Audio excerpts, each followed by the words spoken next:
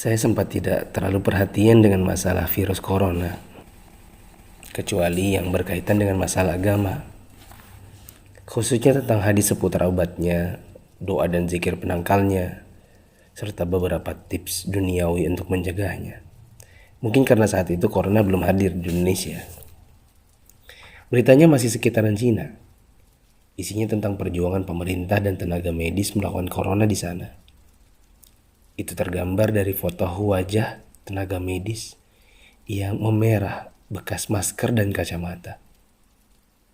Saya hanya sebatas mengerti betapa beratnya tugas mereka.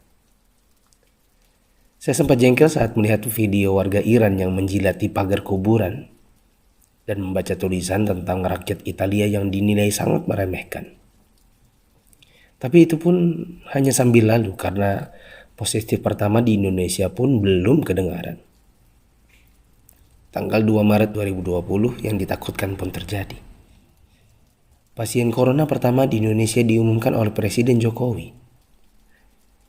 Inilah takdir Allah yang harus sabar dihadapi. Pandemi corona telah memasuki negeri ini. Jumlah pasiennya bertambah hari demi hari. Gambar-gambar mirip dengan yang di Cina bermunculan di grup sana sini. Ada bekas alat pelindung diri tergurat di pipi. Tenaga medis bicara dengan kertasnya. Kami kerja untuk kalian, mohon kalian tetap di rumah untuk kami.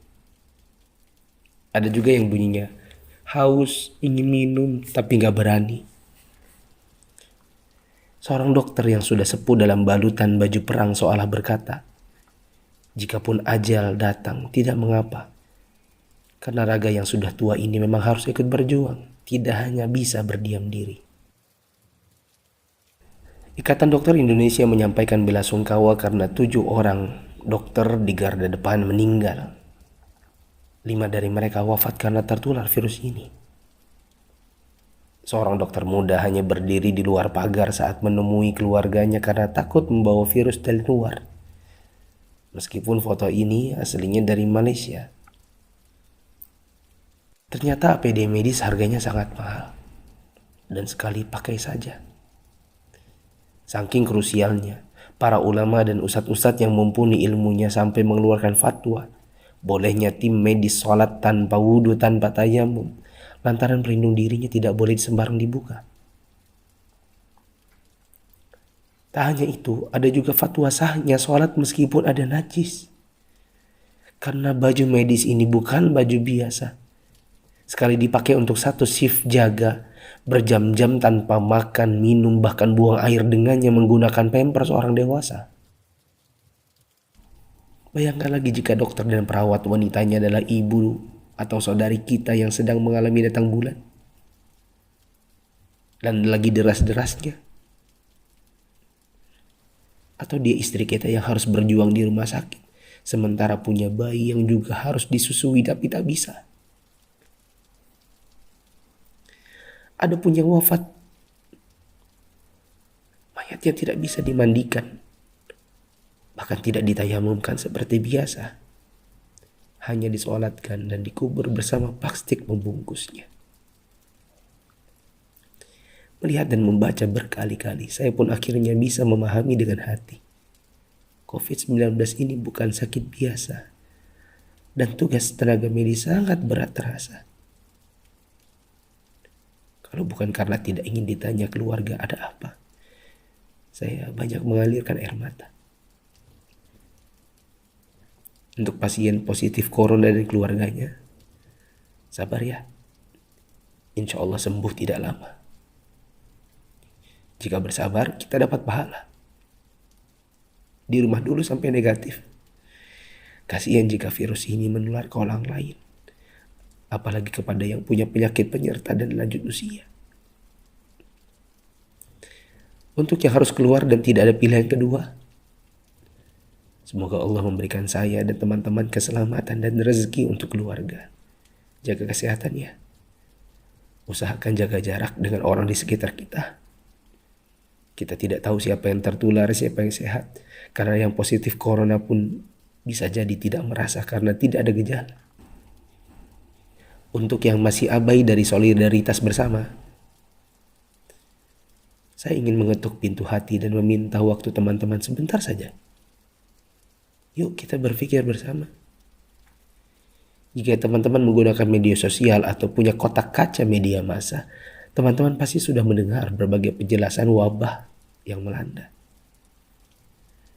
Pemerintah, dokter, para pakar sudah bicara, dari wawancara hingga rekaman video HP sederhana.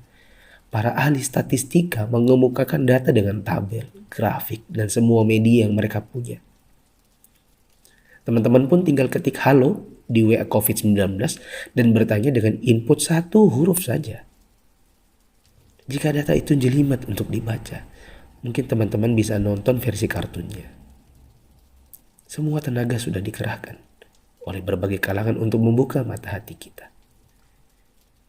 Jika tidak ada waktu untuk membaca, meme korek api pun sudah tersebar di mana-mana. Sampai-sampai ada yang berpikir, mungkin kalau simulasi penularan virus corona ini pakai video game, barulah anak muda yang meremehkan corona akan mengerti dan percaya. Mereka pun membuatkan potongan video gamenya.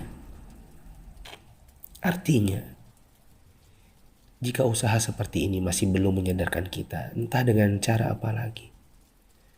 Apakah tongkrongan kita butuh ditembaki dengan gas air mata baru kita mau meninggalkannya? Pemerintah tidak minta uang dari kita. Mereka hanya ingin kita mengikuti arahan mereka. Untuk yang menimbun dan menipu, semoga Allah memberikan teman-teman hidayah dan memaafkan dosa-dosa kita semua. Dan menimbun barang yang dibutuhkan masyarakat saat masa sulit itu termasuk dosa. Rasulullah SAW bersabda, la yahtakiru illa khati. Tidaklah menimbun barang kecuali orang yang berdosa. Terlebih lagi bila menipu dan berdusta. Kami hampir tertipu dengan penawaran masker murah yang tadinya kami akan bagikan gratis kepada orang-orang yang membutuhkannya. Di mana hati kita? Apa kita bisa tertawa saat orang lain menderita? Teman, turunkanlah harganya ke harga normal jika engkau tidak bersedia menggratiskannya, seperti pahlawan jalanan yang membagikannya. Untuk yang kaya yang sesungguhnya itu adalah jika harta itu bermanfaat bagi orang di sekitar kita, bukan hanya untuk pribadi semata. Yakinlah, kekayaan, saldo ATM, rumah miliaran, outfit jutaan, mobil mewah, memang membuat kita besar di mata manusia, tapi tidak ada artinya di sisi Allah yang Maha Kaya jika tidak menghasilkan amal dan pahala. Saya mau sumbang jam tangan dan beberapa barang lainnya yang mungkin tidak seberapa jika dibandingkan dengan teman-teman menyumbangkan harta nantinya. Terserah untuk pos dana apa, mungkin masker, mungkin APD tim medis, hand sanitizer, sabun cuci tangan, dan sebagainya. Kita harus cintai harta kita ini dan bawa dia ke akhirat, jangan sisakan untuk dunia. Untuk Bapak Presiden, BNPB, para gubernur, wali kota, dokter, perawat, ustadz, influencers, dan fundraisers, thanks for all you've done. Terima kasih. Jazakumullahu khairan. Semoga Allah balas teman-teman dengan tambahan iman, hidayah, dan pahala, hingga kita semua bisa dikumpulkan Sang Pencipta di dalam surganya. Jika menurut teman-teman ada orang di luar sana yang belum tergerak hatinya untuk punya empati kemanusiaan dalam wabah corona ini, coba kirim ke mereka. Siapa tahu setelah ini mereka bangkit mengerjakan amal kebajikan dan kita ikut dapat pahalanya.